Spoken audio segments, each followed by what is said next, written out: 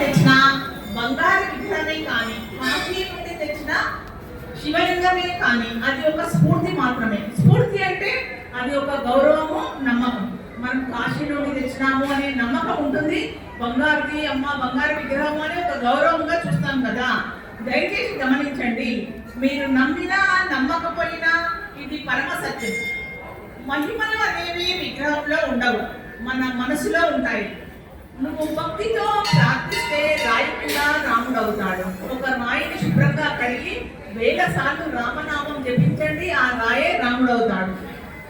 నీలో భక్తి లేనప్పుడు రాముడు కూడా రాయి, ఏమీ ఉపయోగం లేదు.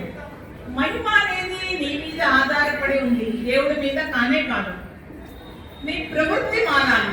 నువ్వేమిటో నువ్వు ఆలోచించుకోవాలి. నేను ఏం చేస్తున్నాను, ఏం మాట్లాడుతున్నాను, ఏమి ఆలోచిస్తున్నా అని మనసులో చర్చించుకోవాలి. మనోవాక్కాయ కర్మణ, నా ఆలోచన ఎలా ఉంది, నా పని ఎలా ఉంది, నా మాట తీరు ఎలా ఉంది, వీటినే త్రికరణాలు అంటారు. ఈ 3 ఆలోచనలు సరిచేసుకోకుండా నువ్వు ఏమి చేసినా వ్యర్థమే. ఈ 3 సరిచేసుకోకుండా నువ్వు ఎన్ని గుళ్ళు కట్టించినా, ఎంత మందికి దండం పెట్టినా, ఎన్ని యాత్రలకు వెళ్ళినా, ఎన్నిసార్లు తిరుపతికి వెళ్ళినా వ్యర్థమే అవుతుంది. మనం పుట్టినవాడు గిట్టగా తప్పదంటారు కదా. ఎప్పుడో ఒకప్పుడు మనం శరీరం విడిచి వెళ్ళిపోతాము. అలా శరీరం విడిచి వెళ్ళిపోయినప్పుడు మన వెంట ఎవరు వస్తారు? అప్పుడు మనతో పాటు ఎవరు వస్తారు? మనం ఎంతో మందిని బంధువులు, కావలసిన వాళ్ళు అని, స్నేహితులని చెప్పి వాళ్ళందరికీ ఎన్నో ఉపకారాలు చేస్తాం, ఎంతో సహాయం చేస్తాం. వాళ్ళు ఎవరైనా వస్తారా? మీరు పోయాక ఎవరూ రారు.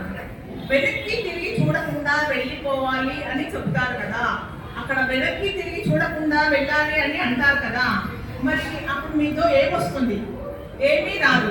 మీరు ఏమన్నా ధర్మం చేశారా, పరోపకారం చేశారా, భగవత్ సేవ చేశారా, అదొక్కటే మీతో పాటు వచ్చేది.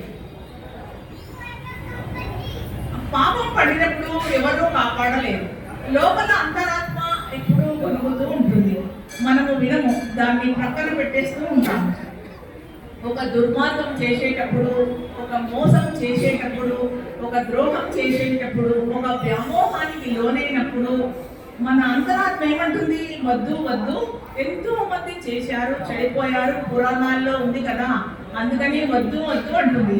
నీకెందుకు అని చెప్తుంది. అప్పుడు మనం ఏం చేస్తాము? దాన్ని పక్కన పెట్టేస్తాము. ఏం పర్వాలేదు అంటాము.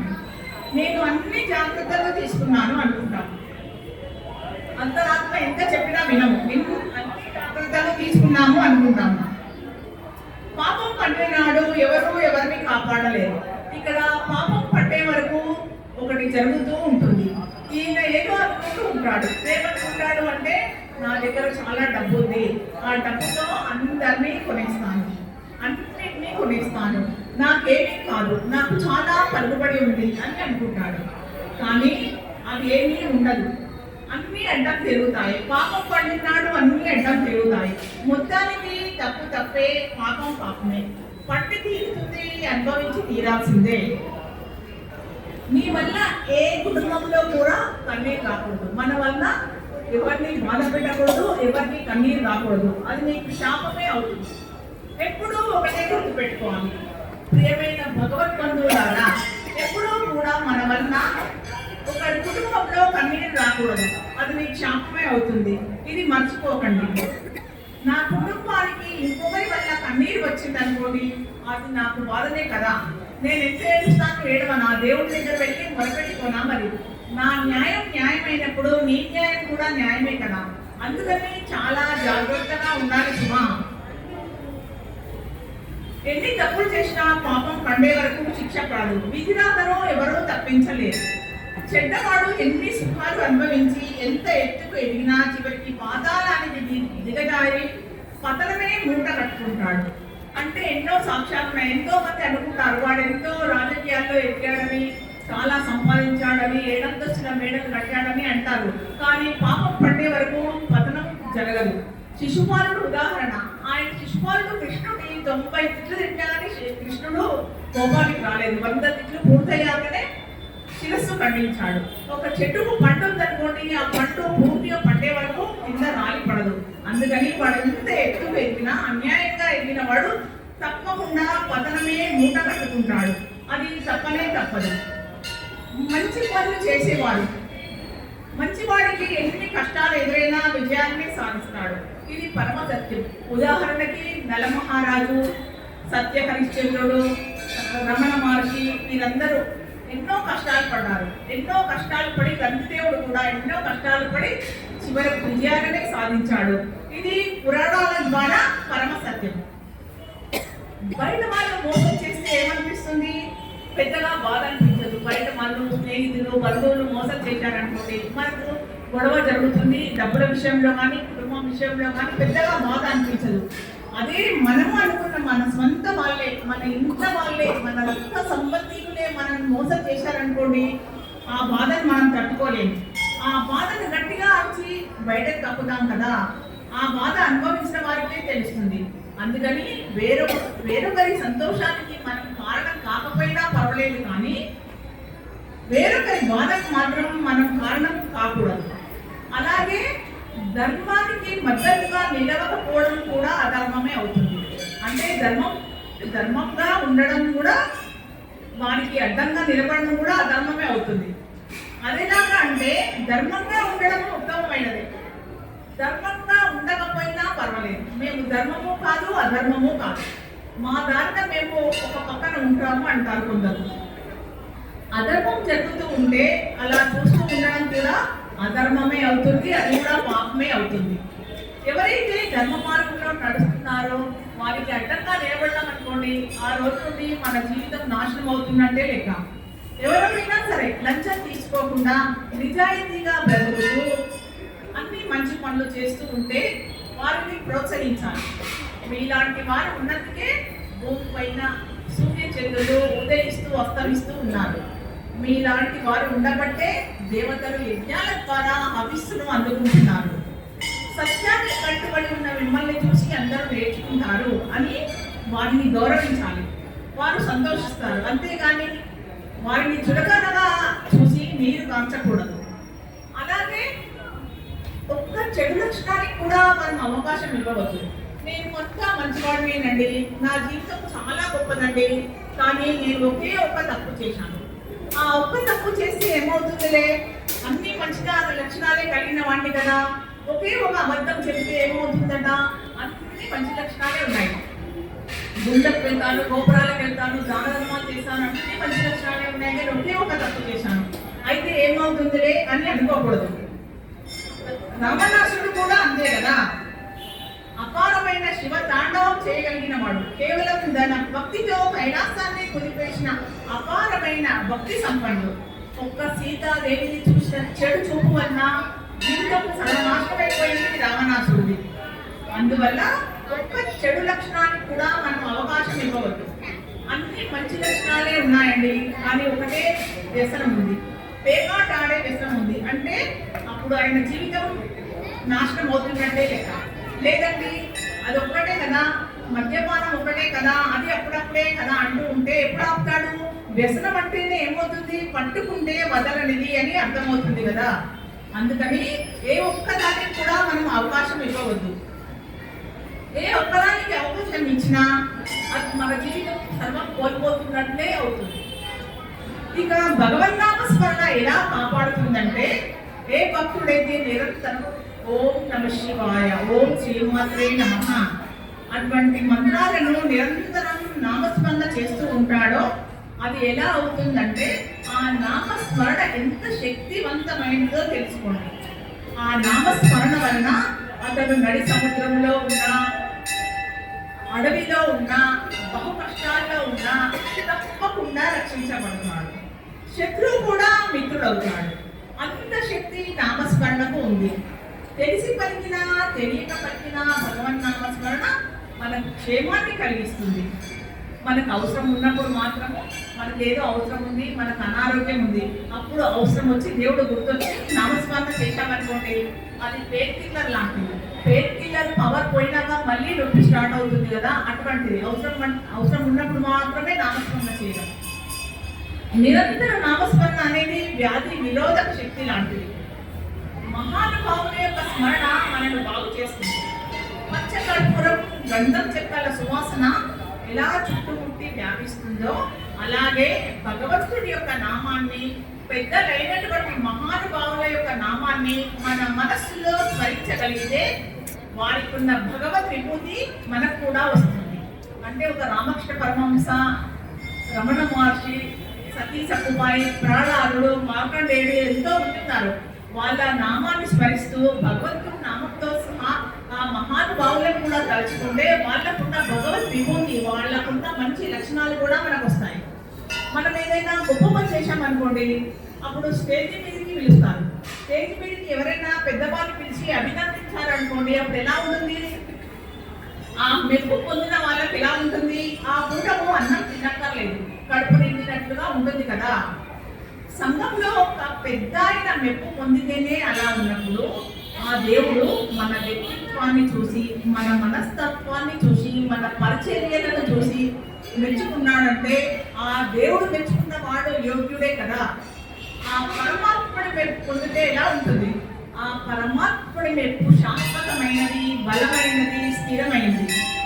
అటువంటి ఆ పరమాత్ముడి మెప్పును పొంది పరమాత్ముడిని మెప్పించిన వాడు ఒక శివాజీ. అమ్మవారు అతనికి ఖడ్గం ప్రసాదించింది. భక్త కుమార పాండురంగడి మెప్పు పొంది తాను నదిలో వదిలిన అబద్ధాలను తిరిగి పొందాడు. భక్త రామదాసు దేవుడి కన్నతో తన పుత్రుడిని బ్రతికించుకోగలిగాడు. ఇలా ఎన్నో ఉన్నాయి దృష్టాంతాలు. వీరందరూ దేవుడి మెప్పు పొంది ధన్యత చెందిన వారే కదా. ఒక్కసారి ఆలోచించండి, అనంత కోటి బ్రహ్మాండ జనని అంటాం, అనంత కోటి బ్రహ్మాండ నాయక అంటాం. అనంత కోటి బ్రహ్మాండాల్లో ఈ భూమి ఎంత, ఆ భూమిలో మనం ఎంత, మన విలువ ఎంత? 84 లక్షల జన్మల తర్వాత ఉత్కృష్టమైన ఈ మానవ జన్మ లభిస్తుంది మనకు. మానవ జన్మ పొందడం మన భాగ్యం. భారతదేశంలో జన్మించడం మహాభాగ్యం, మహాభాగ్యం. అటువంటిది ఈ దేశంలో హిందూగా జన్మించడం మన పూర్వ జన్మ సుకృతం. అందుకని ఇంత మంచి జన్మ పొందిన మనము ఎవరిని బాధ పెట్టకుండా అన్ని మంచి పనులు చేస్తూ మంచిగా జీవించి ఆధ్యాత్మిక మార్గం వైపు పయనించి ముక్తి కోసం, మోక్షం కోసం ప్రయత్నం చేయాలి. ఎటుకు చేయకూడదు, తప్పకుండా అందరూ చేయాలి. భగవంతుడు బలహీన పేదల పార్టీ, ధనవంతుల పార్టీ కాదు. అంటే ధనవంతుడైనా వాడు నీతివంతుడైతే అతన్ని కూడా దేవుడు క్షమించి ఖండిస్తాడు. ఉదాహరణకి కుచేలుడిని ఐశ్వర్యవంతుని చేసిన వాడు కుబేరుడు అప్పు తీర్చనే లేదు. ఈ కలియుగం మొత్తం కలిసిపోతే కూడా, అన్ని డబ్బులు సమకూర్చితే కూడా కుబేరుడు అప్పు తీరదంట. అందుకని బలహీనలను ఎక్కువగా ఆదరిస్తాడు ఆ భగవంతుడు. క్రిమికీట వాళ్ళు ఎక్కడ వాళ్తాయండి? అంతగా వాళ్తాయి. దుర్గంధం మీద వాళ్తాయి, సుగంధం మీద వాళ్తాయి. కలుషితమైన నీరైనా, స్వీట్ అయినా, ఎక్కడైనా క్రిమికీటకాలు అంతగా వాళ్తాయి.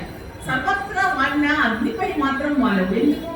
అగ్నిపై వాళ్తే భస్మపై పోతాయని క్రిమికీటకాలకు తెలుసు.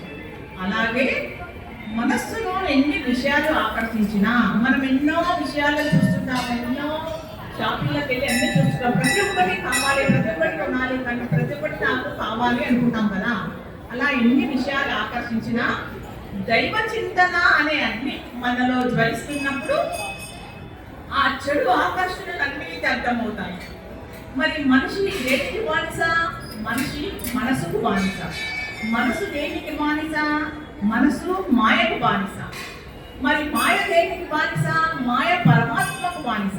అందుకని పరమాత్మను ఆశ్రయిస్తే మాయ కలిగి తనలోని పరమాత్మను మనసు గుర్తించి పరమాత్మ స్మరణ చేస్తుంది.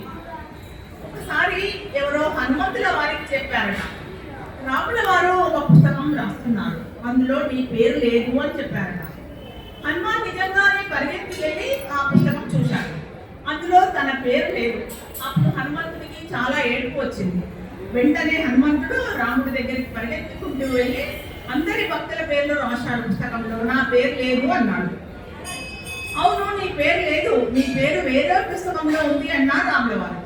ఆ పుస్తకం ఏంటి అన్నాడు హనుమంతుడు. ఈ పుస్తకంలో ఎవరైతే నా భక్తులు ఎల్లప్పుడూ నా గురించి రామ రామ అని నా గురించి తలుచుకుంటారో వాళ్ళ పేర్లున్నాయి. ఆ పుస్తకంలో ఎవరి గురించి అయితే నేను తలుచుకుంటానో ఆ పుస్తకంలో మీ పేరు ఉంది అన్నాడు. ఎప్పుడైతే ఆ అమ్మ పుస్తకాన్ని తెరిచి చూశాడో అందులో మొదటి పేరు హనుమ చాలా గొప్ప విషయం కదా. ఇది చాలా గొప్ప విషయం. మనం ఏదో ఒక రోజు ఆ లెవెల్కి రావాలి. భగవంతుడిని మనం పొగుడుతున్నాం, బాగానే ఉంది. మన భక్తి ద్వారా, మన స్మరణ ద్వారా, మన సాధన పరోపకారాల ద్వారా, మన సేవల ద్వారా భగవంతుడు కూడా మనల్ని పొగడాలి కదా. ఇతను చాలా గొప్ప భక్తుడు అని దేవుడు కూడా మనల్ని పొగడాలి కదా. మనం గొప్ప సాధన చేసి హనుమంతుల్లా ఆ స్థాయికి రావాలి. నిజానికి భగవంతుడి హృదయంలో మన పేరు రాసి ఉండాలి. అది చాలా ముఖ్యం. ఆ విధంగా మనం హనుమంతుడిలా దేవుడి హృదయంలో మన పేరు ఉండేలాగా మనం ప్రయత్నం చేసుకోవాలి. ఆ విధంగా సాధన చేయాలి. అసలు జీవితం అంటే ఏమిటి? ప్రతి ఒక్కరూ ఒకే జీవిత పాఠాలను అనుసరిస్తూ ఉన్నారు. గొర్రెల్లాగా అంటే గొర్రెలకి ఒకే మందలాగా వెళ్తూ ఉంటాయి కదా. అందరూ ఒకే జీవిత పాఠాలను అనుసరిస్తున్నారు. మానవుడిగా జన్మించినందుకు ఏదైనా సాధించాలి కదా. మరి ఏమిటి అంటే పుట్టాలి. పుట్టాం కదా పెరగాలి. పెరిగాం కదా చదువుకోవాలి. చదువుకున్నాక జాబ్ రావాలి. జాబ్ వచ్చాక పెళ్లి చేసుకోవాలి. మనం దేశం వదిలి ధనాశతో విదేశాల్లో సెటిల్ అవ్వాలి. పోనీ ఏదో విధంగా సెటిల్ అవ్వాలి. పిల్లల్ని కనాలి. తర్వాత పిల్లల్ని కన్నాక వారిని పెంచాలి. పెంచి వాళ్ళ పెళ్లిళ్ళు చేయాలి. మరి ఇదంతా చేసేసరికి ఎంత అవుతుంది? 30 జీవితం వ్యర్థమైపోతుంది. 30 జీవితం రంగంలో కలిసిపోతుంది. అప్పుడు గుర్తుకు వస్తుంది, ఇదంతా మాయ అని గుర్తుకు వస్తుంది. అప్పుడు స్పిరిచువాలిటీ అనేది తెలుస్తుంది. స్పిరిచువాలిటీ అంటే భగవంతుడిపై అన్వేషణ. ఆ పరమాత్ముడు గుర్తుకు వస్తాడు. చేతులు కాలాక ఆకులు పట్టుకుంటే లాభం లేదు. అందుకని చిన్న వయసులోనే ఆధ్యాత్మిక మార్గాన్ని ఎంచుకొని అటు కుటుంబానికి న్యాయం చేస్తూ ఇటు భగవద్ అన్వేషణ చేస్తూ జీవితాన్ని సఫలం చేసుకోవాలి. నాకు తెలిసిన కొన్ని అద్భుతమైన విషయాలను మీకు వివరించడం జరిగిందండి. జై శ్రీరామ్. హరి ఓం దర్శనం.